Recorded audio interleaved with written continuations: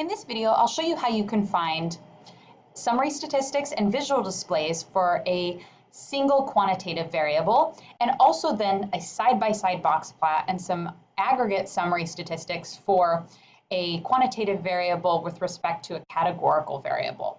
So the first variable we want to look at is percent. This is the percent of students that stay in state for college, and we are going to run the data into R using the C command. So this is just creating a vector or a variable by combining the variable values, so 83, 75, 82, and all of these should be separated by a comma, and then combined using the C command.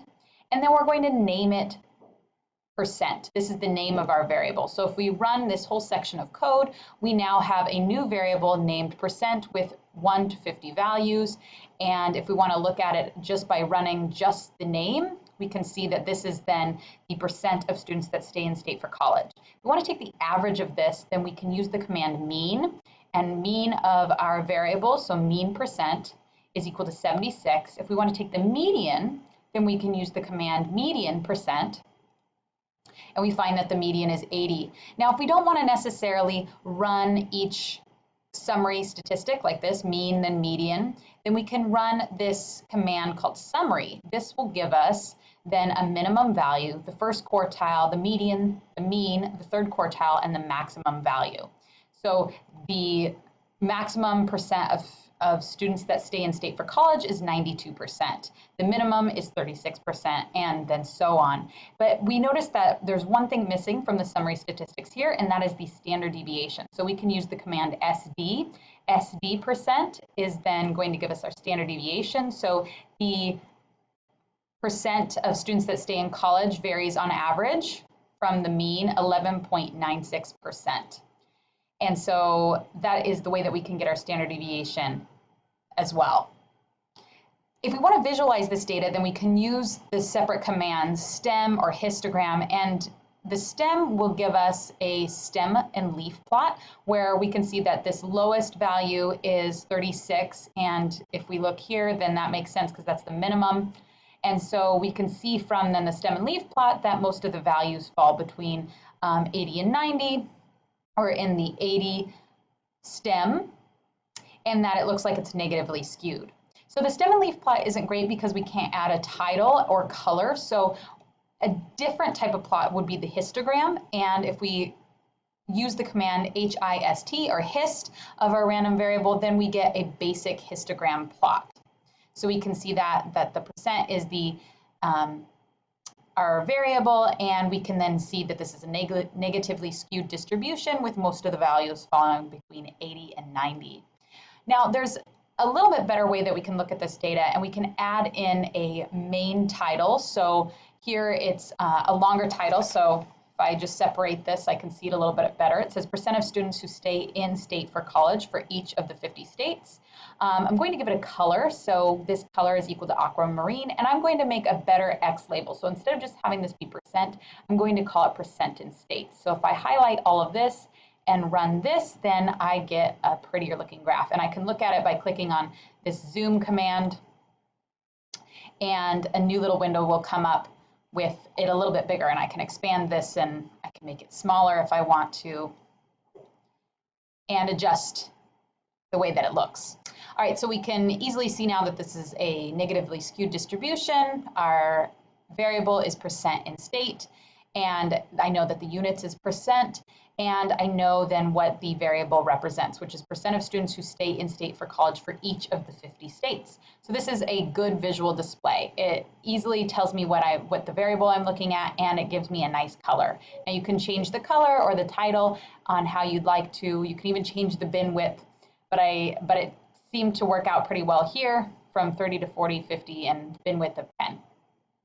All right, so another visual display is the box plot. So if we want to do a box plot of our quantitative variable, we do box plot percent, run this line, and again, we get something pretty basic. This is a vertical box plot. Looks like there's 2 outliers, no color, no title. It's pretty boring. And so if we want to add in a title, we can add in the exact same title that we used for the histogram.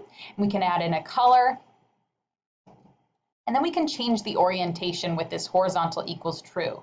So if we zoom in, we find out that that title is a little too long. That's not great. And so let's go ahead and separate it like we did before.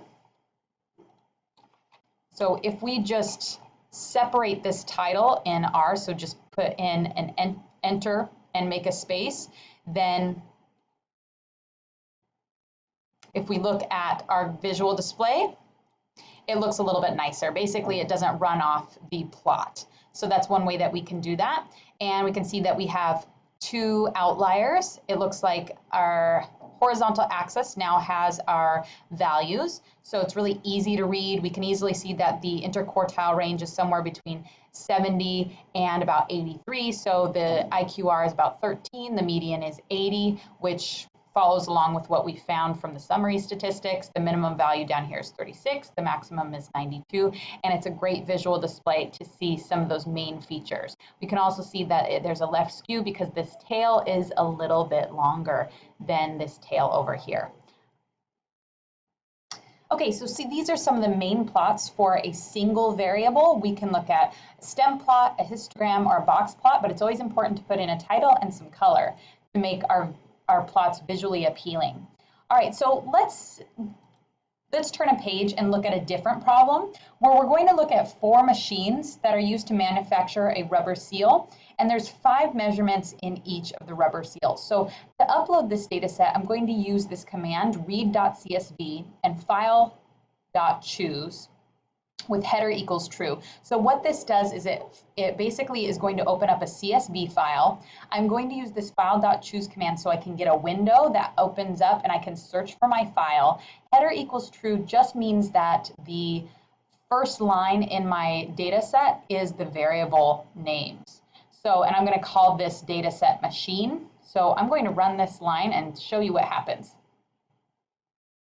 So a window has popped up. Now I can select my variable or my data set. If I scroll through and look for my data set, I'm going to find it.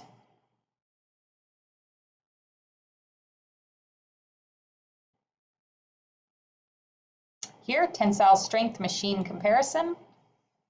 Open it up. So that was my variable name. Now I want to look at that data set. So right over here, I can see that it opened up machine. This is a new variable. It has 20 observations with 2 variables. I can see that it has factor with 4 levels and strength is numerical. But if I want to look at this, I can go head machine, run this line, and I see that I have the first 6 lines of my data set. So M1, M2, M1, M1, M1, M1. So this is machine 1. These are the 5 strength measurements for that first machine. And then the 6th value is machine 2, and that is then the first measurement, the strength measurement. If I want to just look at the entire data set, then I can just highlight machine and run this, and I can see all of the values in that data set.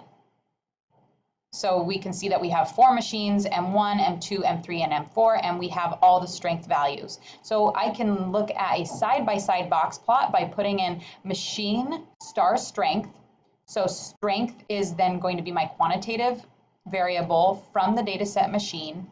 And I want to separate out the box plot by machine. So I take the data set machine and the variable machine name. And sure enough, I get a side-by-side box plot, but it's not very pretty. So I have M1, M2, M3, M4. These are then the strength measurements, but it doesn't have a title and it doesn't have any color to it. So we're going to add some of that in just a second. But first I want to look at this command aggregate data. If we look at aggregate, what it does is it basically takes my quantitative variable strength and it splits it by the machine. So this by value will split it by the machine, and I want to get then summary statistics for each machine. So if I run this line, I get machine 1. I get its minimum value, its first quartile, its median, its mean, its third quartile, and its max. And I do that for every single one of the machines. So this is really nice because I don't have to do this separately. Now this next command, I want to do the same thing. I want to get the strength values by machine, and I want to get the variance. So now I get the variance for all those values.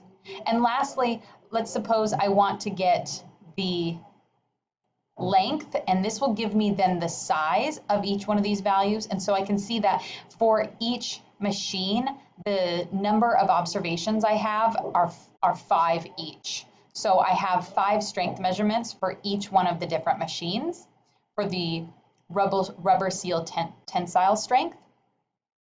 Now let's clean up our box plot a little bit so we can look at it and make it look a little bit prettier. So here we have a box plot. We're going to give it a title, and we're going to give it some color, and we're going to make it horizontal instead of vertical. And now I've used this color, this rainbow command, and so I don't have to define a color for each one of these. It just gives me a set of colors and then defines them for the different values. So you can explore this command. And so now I can easily see the different machines. I see across the different machines the tensile strength and where their interquartile ranges are. It looks like the variability for the machine 4 is much wider than the other machines. It looks like the interquartile ranges are about the same for machine 1 and machine 2. Machine 3 has a little bit higher of an interquartile range, higher median than all of the different machines. And so it seems like machine 3 would probably be the best option because it has the strongest tensile strength for the rubber seals. All right, so this is just one way that we can describe this particular variable between the different machines. So this video hopefully helped you understand how you can upload a data set into R or upload a data using the vector command C, and how we can get some good visual displays to describe our quantitative variables.